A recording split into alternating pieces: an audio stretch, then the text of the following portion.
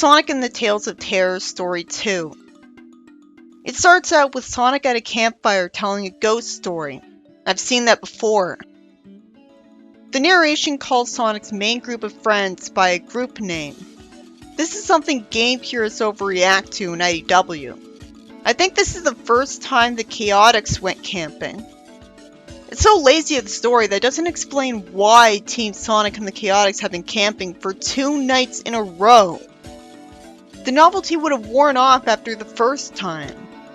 The story starts wasting my time with the characters talking about how they reacted to ghost stories that we didn't have to be put through, and I couldn't care less.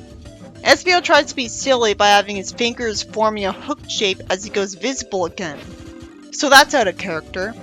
What's the point of Espio as a character if he's gonna act silly? I wish it was explained that Tails made a security system for the Master Emerald, and Knuckles always uses it when he abandons it. Instead, it's never going to stop being weird to people who respect the character that Knuckles isn't guarding the Emerald. Sonic had invited his team along to help build a friendship between the two teams. If Knuckles spent the whole weekend not enjoying himself, why didn't he go home by now? Right away! Already the story's stupid. Knuckles says there's no such thing as ghosts, so it's a different universe from the games where he never saw ghosts in Sandopolis Zone in Sonic Adventure 2. He lampshades that when they've got to deal with enough stress as heroes, there's no reason to tell ghost stories too. Exactly. So why is this story even happening? The presence of the Chaotix isn't doing anything to make this good. What was interesting about them being here was just that they were here, and the novelty value wore off immediately. So now I'm just bored out of my mind because this premise isn't adding anything to the series. Oh right, the Chaotix did have a campfire right after the Iron Queen arc. I don't think they did that just to have fun having a campfire though. I don't think they did that to go camping. It was literally just for the atmosphere. Tails says out of nowhere that some ghost stories represent an inner battle we haven't won yet. Who says that? So somehow he thinks he could learn something from him. And Knuckles is the smart one by saying that's stupid.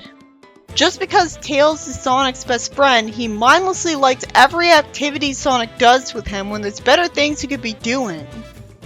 Tails would have gotten bored of this after the first night. Then everyone around Knuckles starts bullying him, accusing him of being scared of ghosts that he just said he didn't even believe in. This is just like Sonic X. Why doesn't Knuckles just leave? He does in fact storm off into the dark to try to prove he's brave to people who should already know that. Uncharacteristically, Sonic gets unhappy and tells him he didn't mean anything by it like a little kid who miraculously realized he took his bullying too far. This is at least better than how he treats Antoine in Sad AM, and treats Knuckles in Sonic Battle. But if he was enough of an asshole to taunt him with something he'd know was a lie, then how is he sad that he's taking off? This story is so boring that it's doing nothing but reminding me of other continuities. Espio isn't the paranoid and cautious character he's supposed to be, and instead tells Sonic not to worry. He's right that usually what could hurt Knuckles out there, and he just needs to blow off some steam. But it should be Charmy saying this. What's the point of making it Espio? Sure, it's different. It doesn't come off like it was done on purpose to be creative though. I could say this about a lot of ways the characters weren't always like the games and other continuities. There's nothing objectively bad about optimism in a character. That's a tricky thing about when other continuities aren't accurate with a character. Personality traits on their own are subjective in quality, because even negative traits can still be entertaining and relatable to people. Seeing a character that is usually serious and pessimistic be the opposite without any explanation and context is creepy to me. It feels like he's been hit with a brainwashing ray to make him happy.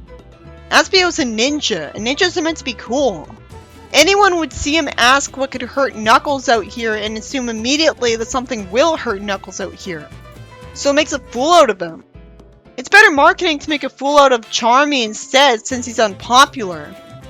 Also, having Espio joke around unnecessarily takes away from his dignity. which is usually something you respect about him. So it's bad from a moving up positive trait. Knuckles punches a tree just because he's mad at his friends. This isn't new either, this was done in Sonic X. Except at least here he's just making a chunk of wood go flying instead of knocking down an entire tree. But that was actually aware of how strong he is. This kind of story so far could have not been told with Sonic characters, and it would have actually made more sense. To be fair, it was never outright confirmed in his first game that Knuckles loved trees in particular. But you could say the same about Sonic and Tails. That doesn't mean they should be depicted hurting trees. Eggman pollutes, so he's supposed to assume the heroes do like nature. Knuckles gets startled by hearing some noises, and he ends up hearing the shattering of a tree's roots. The trunk before him sinks, the ground shakes, and Knuckles gets knocked to the ground. He naturally wonders how that happened, and thankfully it's explained. He sees a metal tail slither out of sight, and assumes it's a machine of Eggman's digging its way to the heroes. It's so cringeworthy that Knuckles is stating the obvious to explain what's going on, like it's an old Mike Gallagher Archie story. Why didn't the writer have narration explain this? Knuckles runs after what must be an incredibly fast robot to not be caught up with in seconds. I would call it a badnik, but I don't know if it has an animal inside like it's supposed to yet. The robot keeps having trees sink into the earth, and Knuckles realizes he got turned around during the chase. Finally, the story's interesting. A huge tree rises up in front of him. He says Eggman's not getting this tree. It's too late to try to tell me he cares about trees. He jumps and punches the ground to send a shockwave through the dirt, which makes the robot retreat. He sinks it to the ground, but instead of the story continuing with being exciting, it goes back to his friends who are shown boring me, with Sonic wondering if his super strong friend is alright. Finally, they get woken up by an earthquake. Except Vector, who has to be gotten up because he has headphones on. Somehow Charmy thinks it's a ghost who's getting rid of the trees. When he grew up in a world with Eggman the Captain Planet villain on it. Eggman faces them in a mecha that comes out of the ground. Why didn't he have it come out of the ground directly below them for a cheap shot against them? The story is lazy by having it be the Egg Dragoon for pandering so that the writer and artist for the occasional picture wouldn't have to come up with a new mecha design. As if it even matters what the mechas look like anyways. The monochrome art doesn't even bother to make it recognizable. Eggman brags that he was planning to get rid of the trees so he could build a new robot factory. And why didn't he just build it in an empty field or desert? Because ever since Sonic 1, he's had a fetish for causing environmental damage for no reason. It'd be out of character if he didn't do that. But it's a kind of outlandish thing that makes him poorly written because we don't know why. If someone's willing to acknowledge that Captain Planet doesn't write his villains properly, then the same should be said of Eggman. I thought Eggman knew where Sonic and his friends were, and that assumption made him come off as menacing. But instead he's just a clown who is putting himself through a lot of hard work he didn't have to. Sonic's at least angry when taunting Eggman so that he's still cool. So that's the bare minimum. The machine finally starts doing something again. It lifts a whole group of fallen trees on its back to start throwing trees at the heroes. Good, I don't think this happened before. Despite the fact that this action would have telegraphed itself, Sonic's the only one who isn't hit by one of the trees. Aspio has fast reflexes because it's a speed type. You'd think he would have dodged at least. As usual, I had to assume Sonic's friends had rings, keeping them from getting injured or worse by the trees. And Sonic uncharacteristically wonders if Eggman's gonna win, when it's the very beginning of the fight. It's just a mecha. He wins against all of them, who cares? It's nothing but characters with plot armor fighting it, so there's no real tension. I only think this is great because the tree throwing mecha idea is new. The reason Knuckles hadn't dug his way back up right away was that he was moved around so he didn't know which way was up. So he kept digging down until he fell into a black tunnel. The dialogue here is annoying. I wish there wasn't any of it. He eventually sees a monster that's immune to its punches. It explains the way it looks, but there's so much to the way it looks They ended up just giving up and picturing the big ghost from SE2. Not the giant one, I mean the one with the closed, black-colored mouth. Knuckles gets carried to a queen, the pacing of the story being needlessly slow as it's being dark. When it's a guy with plot armor who's fought plenty of ghosts before this point. The book must have tried too hard and been convoluted when it came to the way the Spirit Queen looked, because I never actually pictured her the way she was described. I just picture a human wearing flowers in her hair and a green dress. Like, I would rather just get a move on as fast as possible. Knuckles finds out these are forest spirits, and the one he met in the tunnel was the spirit of the tree he had punched, coincidentally. He finds out that because they're magical creatures, the giant tree in the forest keeps getting weaker as the forest keeps being torn up.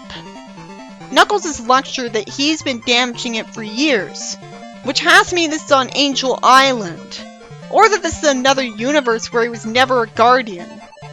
Because why would he keep going to the same forest otherwise? Knuckles says sorry, and the mecha gets fought in an unimaginative way. The attacks of Espio keep getting blocked by a tree.